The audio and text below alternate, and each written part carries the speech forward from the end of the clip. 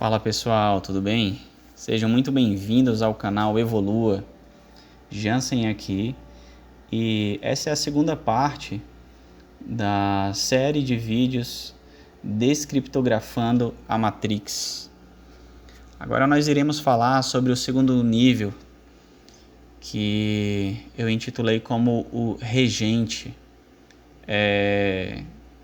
É a aparência de liberdade, é aparentemente livre.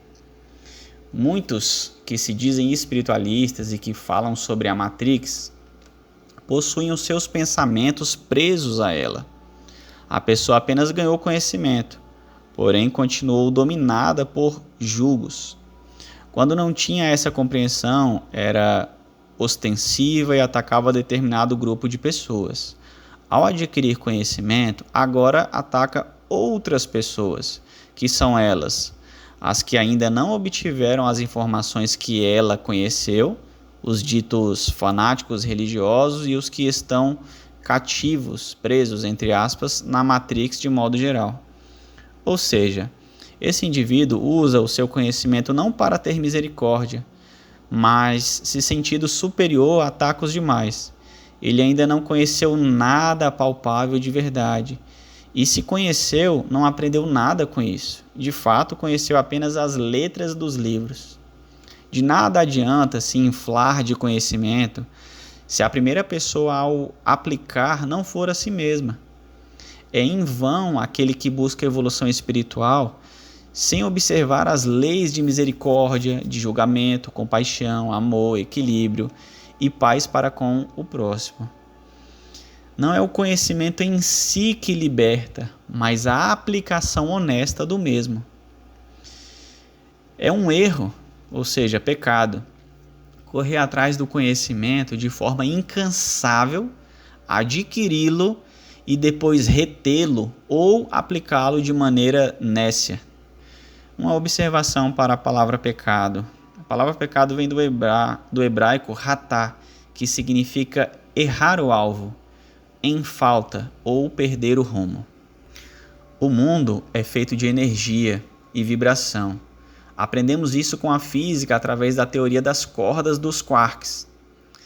Se você tem uma energia retida, é importante liberá-la, pois para que haja interações, pertencimento e emanação, é preciso fluir. Para que venha o novo, é necessário abrir mão do velho. A respeito do quark, na física de partículas, é uma partícula elementar e um dos dois constituintes fundamentais da matéria. O outro é o lepton.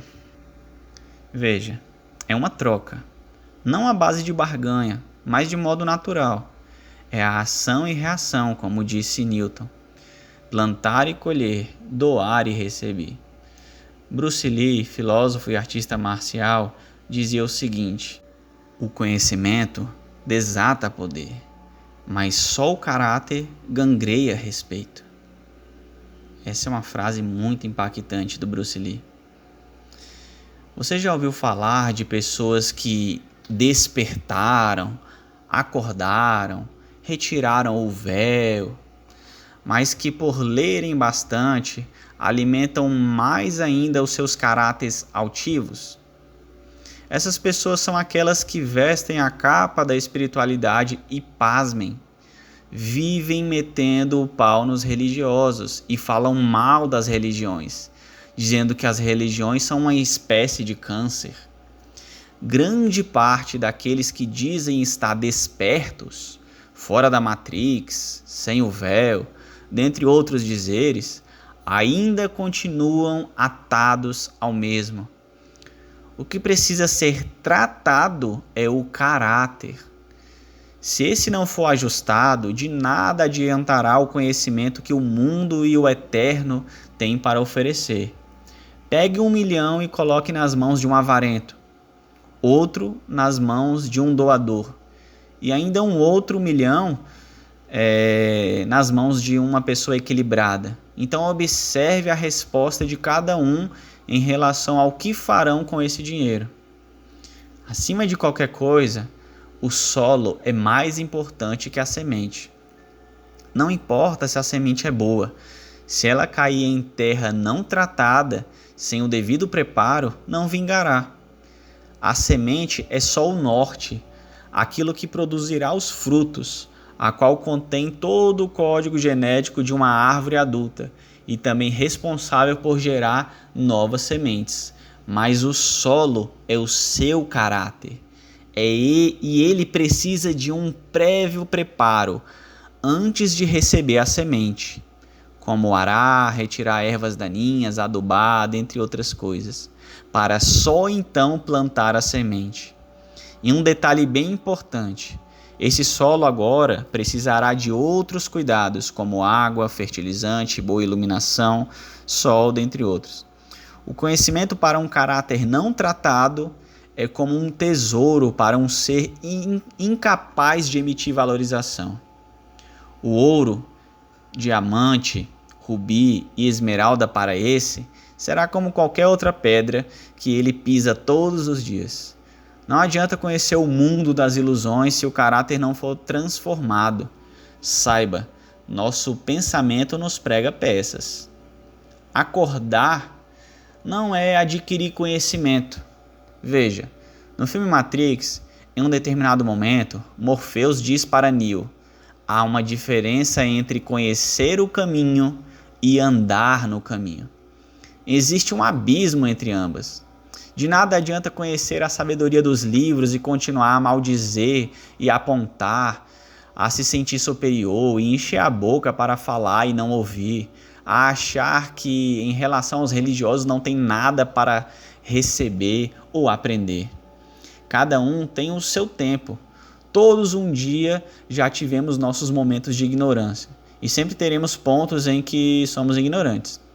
E agora que conhecemos a luz, queremos agir com futilidade e insensibilidade para com aqueles que estão passando pelos mesmos momentos em que um dia estivemos?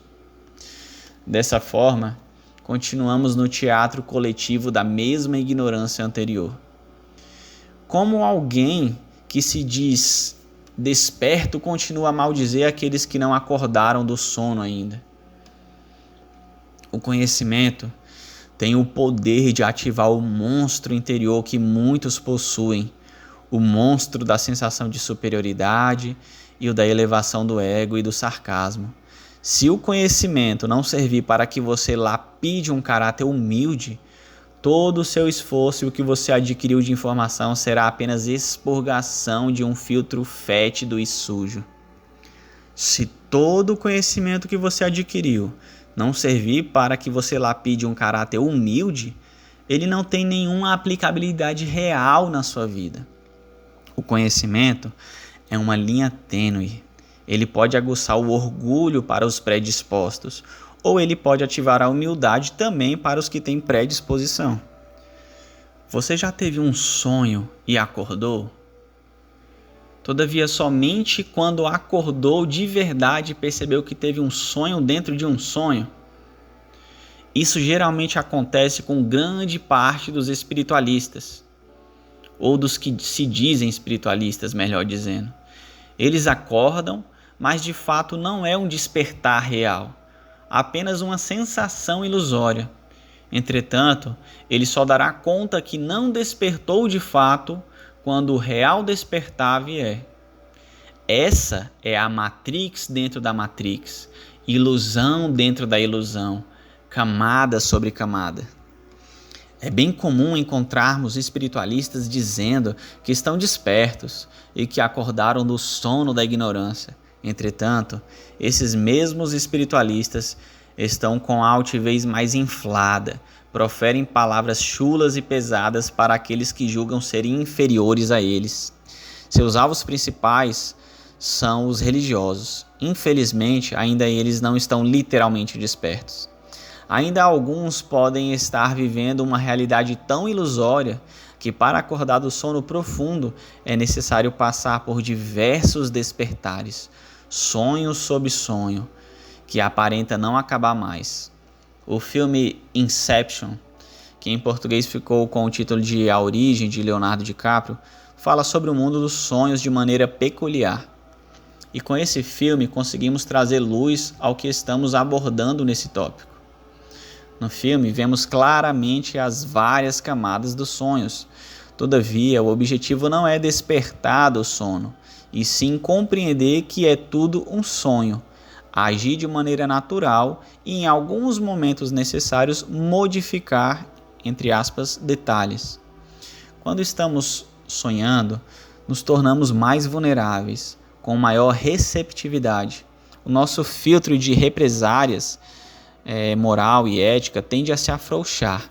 É com base nisso que pessoas com um sonho mais leve conseguem manipular aqueles que parecem estar sob efeito de sonífero, não acordam por nada.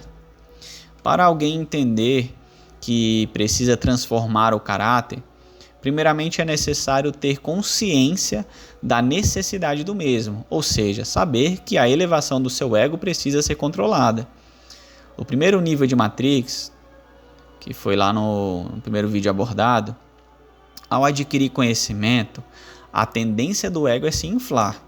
Porém, agora é necessário dominá-lo para realmente gozar em plenitude do que o todo, do que o eterno tem para oferecer. Trate o seu caráter para que não faças do conhecimento um pilar ao julgamento. O conhecimento é uma via de mão dupla. Tanto ele pode libertar quanto aprisionar e matar. O conhecimento irá intensificar quem você realmente é, ou seja, sua verdadeira essência. Se é orgulhoso, ficará mais evidente. Se for humilde, moldará ainda mais o seu caráter. Se você define verdade baseado no conceito daquilo que seus estímulos sensoriais recebem, você ainda não sabe o que é a verdade.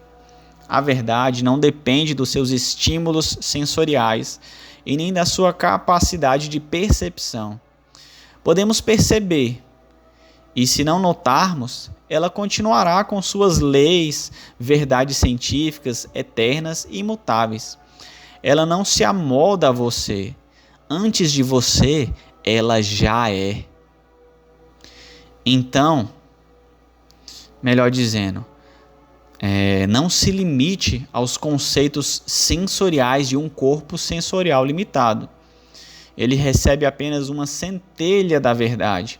A outra centelha está para além disso. Tolo é aquele que corre atrás do vento. Os espiritualistas amam dizer que a verdade é relativa.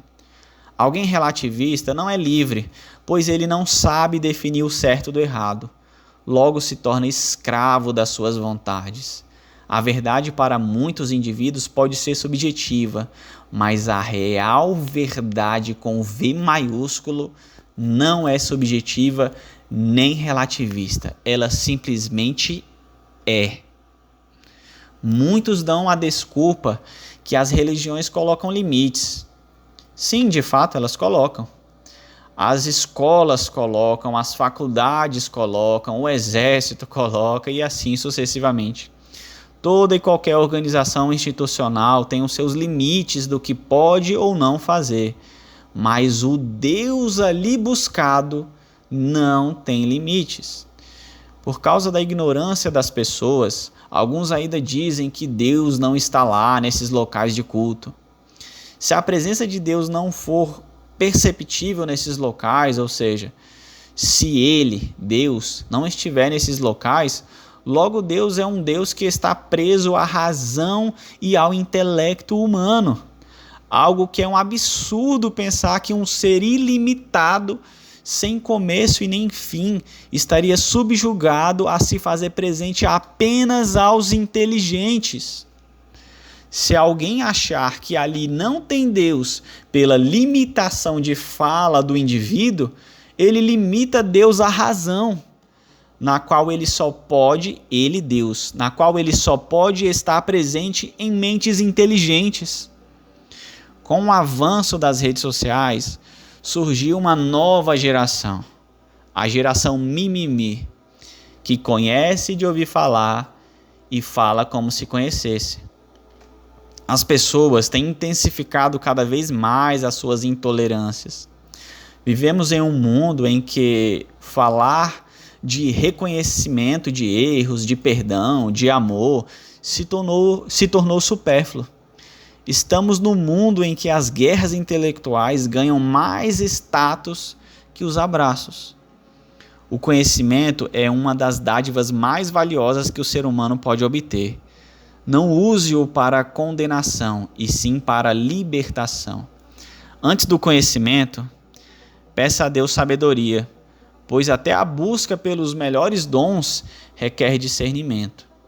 O indivíduo que está preso em uma matrix dentro da matrix, geralmente é individualista e faz uso do seu ego de maneira exorbitante, assim como também está desconexo da energia de aceitação. Ele não aceita que todo e qualquer lugar onde tiver pessoas acontecerá conflitos, falhas, ignorância, roubo, falta de perdão, insensibilidade, cegueira espiritual e assim por diante. Até mesmo os mestres e professores não estão imunes a essa realidade. Não há ego maior o do yogi que se julga acima dos que ainda são do mundo. O maior ego é achar que transcendeu o ego, porque neste momento você se colocou acima de quem não se coloca acima de você, dizia Osho. Veja, a idealização e expectativa exacerbada do homem no próprio homem é um equívoco ilusório. A ilusão quebrada traz consigo a frustração. Achar que em um local religioso só existe pessoas elevadas espiritualmente e que elas não irão te machucar é um grande engano. Pessoas que pensam assim vivem uma tentativa ilusória de buscar alívio onde não terão. O homem sempre teve a tendência de dar glória e adoração aos próprios homens, no local em que, por direito, é do eterno Deus de receber. Ao longo de todas as eras, o ser humano sempre buscou no próprio indivíduo a resposta para os seus problemas. A divinação de alguém perfeito que ele possa venerá-lo. Nos dias atuais, vivemos a anulação da necessidade de professores. Até é compreensível no que diz respeito à matéria terrena, mas no que tange às coisas espirituais, é melhor que dois pelo menos cresçam juntos do que um solitário. Afinal, um é contraponto para o outro. Veja o que diz em Eclesiastes 4, de 9 a 12. Melhor é serem dois do que um, porque tem melhor paga do seu trabalho. Porque se um cair, o outro levanta o seu companheiro, mas ai do que estiver só, pois caindo não haverá outro que o levante. Também se dois dormirem juntos, eles se aquentarão, mas um só como se aquentará?